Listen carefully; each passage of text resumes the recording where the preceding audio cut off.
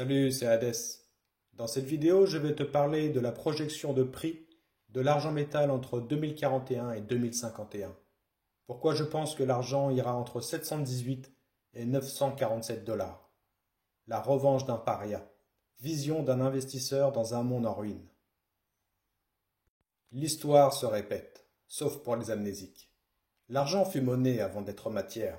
De la Mésopotamie au dernier denier romain, il a traversé les siècles comme une évidence, et il fut dévalué, rogné, fondu, banni, mais jamais détruit, car il est tangible, éternel, et contrairement au dollar ou à l'euro, il ne dépend pas du bon vouloir d'un banquier central en costume. À chaque effondrement monétaire, il refait surface, toujours. Rome, l'Espagne du XVIe siècle, la France révolutionnaire, l'Allemagne de Weimar, le Zimbabwe de Mugabe. À chaque fois, les peuples redécouvrent ce qu'est une valeur réelle, celle qu'on peut peser, toucher, enterrer, et surtout, celle qu'on ne peut pas imprimer. Les fondamentaux industriels, cette voracité technologique. Aujourd'hui, l'argent ne sert plus à frapper des pièces, il sert à faire tourner le monde.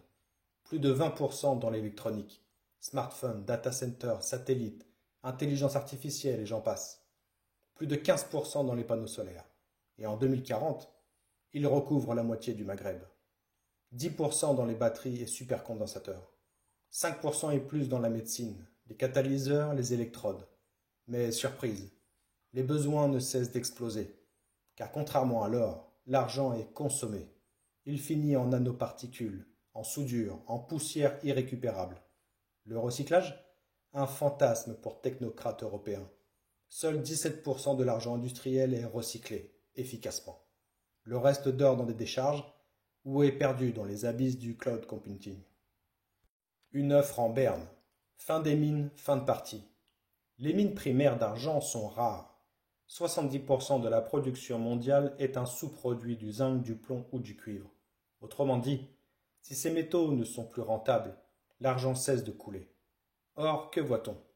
Fermeture massive de mines en Amérique du Sud. Nationalisation et tensions sociales au Mexique et au Pérou. Chute de la teneur en métal des gisements. Passé de 15 onces par tonne en 1950 à 3,5 onces aujourd'hui. Le CAPG, coût d'acquisition physique et garantie, concept encore ignoré en 2025, dépasse désormais les 450 dollars par once. En dessous, aucune mine ne creuse. Le papier brûle, COMEX, LBMA et la farce du levier. Tu crois posséder de l'argent car tu as un ETF? Mauvais calcul. Le COMEX vend 200 à 500 onces papier pour chaque once physique réellement livrable.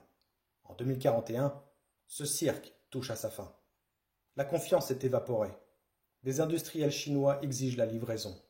Les banques ne tiennent plus et soudain, le prix réel explose. Le spot officiel reste à 110 dollars, mais le physique se négocie à 740 dollars sur les marchés gris. Bienvenue dans un monde où la valeur réelle a déserté les écrans pour retourner dans les coffres. Les ETF fondent, les banques déclarent des défauts de livraison, les particuliers paniquent, et ceux qui avaient acheté des pièces il y a 20 ans deviennent des légendes urbaines. Scénario d'investisseur. Comment jouer le chaos? L'investisseur rationnel des années 2025-2030 avait trois choix. Acheter de l'argent physique discrètement, pièces barres, ou bien acheter des actions minières avec faible dette et gros stock, mais encore participer à des pools de stockage offshore, hors système bancaire. Le tout sans jamais oublier. Si tu ne peux pas le toucher, tu ne le possèdes pas. En 2045, ceux qui possèdent de l'argent physique contrôlent le commerce local, le stockage énergétique, les réseaux d'échange. L'argent n'est plus un actif, c'est un passeport. Les risques, les contrefeux, les illusions.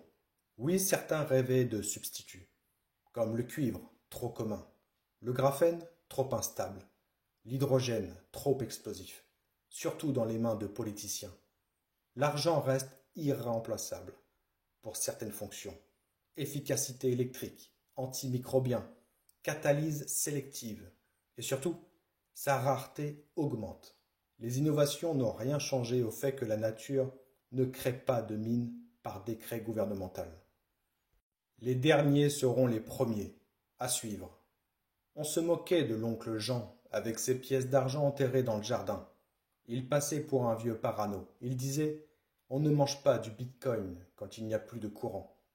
En 2049, Jean fait du troc avec les fermiers. Il recharge ses batteries au village. Il achète un drone agricole avec quelques pièces. Il rit doucement quand ses voisins tentent de transférer leur NFT à la mairie pour obtenir du riz. En conclusion, l'argent ou la rédemption tangible dans un monde qui s'efface. L'argent n'a pas changé, le monde si. Et c'est ce monde devenu fou où la promesse vaut plus que la chose qui redonne à l'argent sa couronne. Entre 2041 et 2051, avec une estimation de l'argent entre 718 et 947 $, le prix de l'argent n'a pas explosé. Il est juste revenu à sa vraie valeur, celle qu'on nie, qu'on retarde, qu'on manipule, jusqu'au moment où la matière réclame son dû. Ceux qui ont compris à temps n'ont pas seulement fait fortune, ils ont préservé quelque chose d'inestimable, leur autonomie, leur souveraineté et leur dignité. Et au fond, c'est ça la vraie richesse, même si elle tient dans une simple pièce du nonce.